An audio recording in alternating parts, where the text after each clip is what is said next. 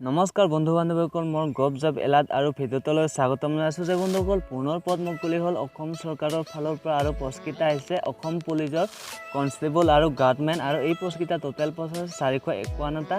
এই পোষ্টকেইটা যদি আপোনালোকে আবেদন কৰিব বিচাৰে বা এপ্লাই কৰিব বিচাৰে কেনেকুৱা ধৰণৰ কোৱালিফিকেশ্যন লাগিব কেনেদৰে আবেদন কৰিব এপ্লিকেশ্যন ফিজ দিব লাগিব নে নালাগিব মই সকলোখিনি ভিডিঅ'টোত এই ভিডিঅ'টোত জৰিয়তে আপোনালোকক জনাই দিম আপোনালোকে ভিডিঅ'টো শেষলৈকে চাই থাকিব যাতে এই পোষ্টকেইটাত এপ্লাই কৰাত আপোনালোকৰ কোনো প্ৰব্লেম নহয় যদি বন্ধুসকল মোৰ ভিডিঅ'টো প্ৰথমবাৰৰ বাবে চাই আছে বা প্ৰথমবাৰৰ বাবে ভিজিট কৰি আছে প্লিজ সাবস্ক্ৰাইব কৰি ল'ব আৰু কাষতে ওলাই অহা ঘণ্টাৰ বটনটোত ক্লিক কৰিব যাতে এনেকুৱা ধৰণৰ নটিফিকেশ্যনবোৰ আগতীয়াকৈ পায় আৰু এপ্লাই কৰিব পাৰে আহক এতিয়া ভিডিঅ'টো আৰম্ভ কৰোঁ নেম অফ দ্য পোষ্টকেইটাৰ নাম হৈছে কনষ্টেবল আৰু গাৰ্ডমেন গ্ৰেড 3 আৰু টোটেল পোষ্ট আছে 451টা আৰু আনৰিজাৰ্ভৰ কাৰণে আছে 331টা আৰু এছচিৰ কাৰণে আছে 43টা আৰু এছটি হিলছৰ কাৰণে আছে 28টা আৰু এছটি প্লেনৰ কাৰণে আছে 49টা আৰু এই পোষ্টৰ পে স্কেল হৈছে 14000 টকাৰ পৰা 60500 টকালৈ আৰু লগতে গ্ৰেড পে থাকিব 5600 টকা আৰু এই পোষ্টত আপোনালোকে আবেদন কৰাৰ কাৰণে আপোনালোকৰ বয়স লাগিব 18 পৰা 38 বছৰৰ ভিতৰত হ'ব লাগিব আৰু সিলেকশ্যন হ'ব আপোনালোকৰ যিসকল এছচি আৰু এছটি কেণ্ডিডেট আছে সেইসকলৰ বাবে 5 বছৰ ৰেহাই দিয়া হ'ব আৰু যিসকল ওবিচি আৰু এমওবিচি কেণ্ডিডেট আছে সেইসকলৰ বাবে 3 বছৰ আপোনালোকৰ ৰেহাই দিয়া হ'ব আৰু এই পোষ্টৰ কাৰণে আপোনালোকৰ এডুকেশ্যন কোৱালিফিকেশ্যন লাগিব এইচএছএলচি বা মেট্ৰিক পাছ কৰা হ'ব লাগিব যিকোনো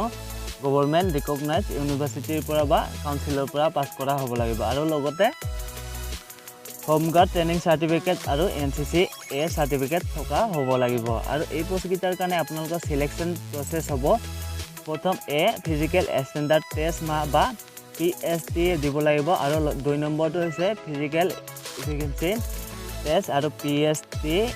এণ্ড 3 নম্বৰটো হৈছে ৰিটেন টেষ্ট দিব লাগিব আৰু এই পোষ্টৰ কাৰণে কোনো ধৰণৰ আপোনালোকে এপ্লিকেশ্যন ফিজ দিব নালাগে বা এছটি হওক বা ওবিচি হওক বা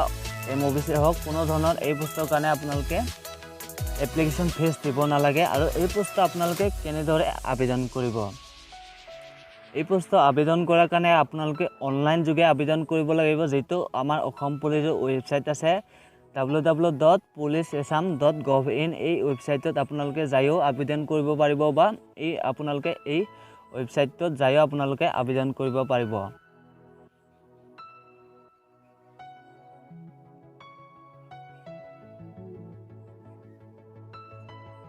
www.slprbassam in এই ৱেবছাইটত যায়ও আপোনালোকে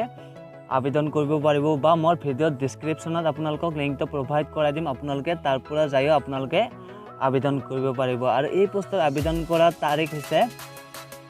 10/6/2020 মানে কালিৰ পৰা আপোনালোকে এই পোষ্টৰ আবেদন কৰিব পাৰিব 30/6/2020 তাৰিখলৈকে আপোনালোকে আবেদন কৰিব পাৰিব আৰু এই পোষ্টৰ এডভাৰটাইজ বা অফিচিয়েল এডভাৰটাইজৰ মই লিংকটো আপোনাৰ মোৰ ভিডিঅ'ৰ ডেসক্ৰিপচনত দিম আপোনালোকে তাৰ পৰা যায় আপোনালোকে নটিফিকেশ্যনটো চাব পাৰিব বা অফিচিয়েল নটিফিকেশ্যনটো চাব পাৰিব আৰু এই পোষ্টৰ আপোনালোকে কালিৰ পৰা আবেদন কৰিব পাৰিব যে বন্ধুসকল আজি ভিডিঅ'টো এইখিনি আছিল যদি ভিডিঅ'টো ভাল লাগিল প্লিজ সাবস্ক্ৰাইব কৰিব চেনেলটো আৰু কাষতে ওলাই অহা ঘণ্টাৰ বটনটোত ক্লিক কৰিব আৰু সাবস্ক্ৰাইব কৰিবলৈ নাপাহৰিব আৰু কমেণ্ট কৰিবলৈ নাপাহৰিব আপোনালোকৰ এই ভিডিঅ'টোত আজিৰ ভিডিঅ'টো এইখিনি আছিল ধন্যবাদ